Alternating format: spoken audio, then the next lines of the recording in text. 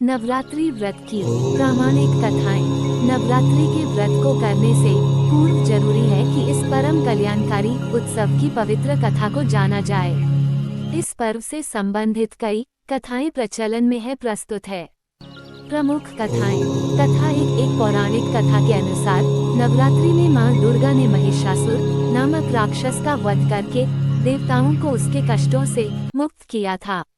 महिषासुर ने भगवान शिव की आराधना करके अद्वितीय शक्तियां प्राप्त कर ली थी और तीनों देव अर्थात ब्रह्मा, विष्णु व महेश भी उसे हराने में असमर्थ थे। महिषासुर राक्षस के आतंक से सभी देवता भयभीत थे।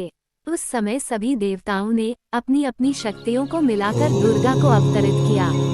अनेक शक्तियों के तेज से जन्मी माता दुर्गा ने महिषासुर का वध कर सबके कष्टों को दूर किया। कथा 2। एक नगर में एक ब्राह्मण रहता था। वह मां भगवती दुर्गा का परम भक्त था। उसकी एक कन्या थी।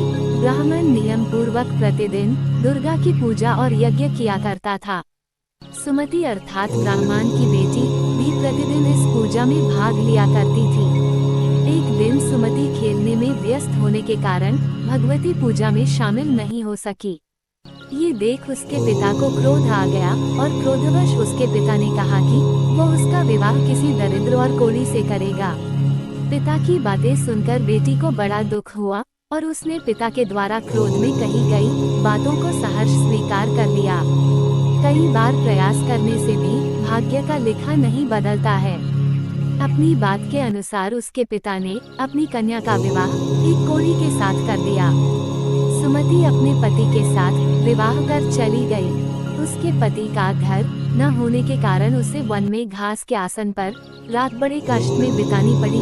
गरीब कन्या की ये दशा देखकर माता भगवती उसके द्वारा पिछले जन्म में की गई उसके पुण्य प्रभाव से प्रकट हुई और सुमति से बोली, हे कन्या, मैं तुम पर प्रसन्न हूँ। मैं तुम्हें कुछ देना चाहती हूँ, मांगो क्या मांगती हूँ। इस पर सुमति ने उनसे पूछा कि आप मेरी किस बात पर प्रसन्न हैं। कन्या की यह बात सुनकर देवी कहने लगी, मैं तुम पर पूर्व जन्म के तुम्हारे पुण्य के प्रभाव से प्रसन्न हूँ। तुम पूर्व जन्म में भील की पतिव्रता स्त्री थी। एक दिन तुम्हारे पति भील द्वारा चोरी करने के कारण तुम दोनों को सिपाहियों ने पकड़कर जेल खाने में कैद कर दिया था। उन लोगों ने तुम्हें और तुम्हारे पति को भोजन भी नहीं दिया था। इस प्रकार नवरात्र के दिनों में तुमने न तो कुछ खाया और न ही जल पिया, इसलिए 9 दिन तक नवरात्र व्रत का फल तुम्हें प्राप्त हुआ।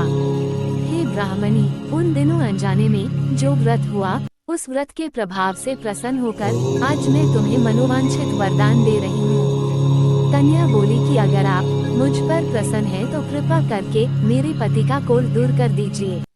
माता ने कन्या की यह इच्छा शीघ्र पूरी कर दी। उसके पति का शरीर माता भगवती की कृपा से रोगहीन हो गया।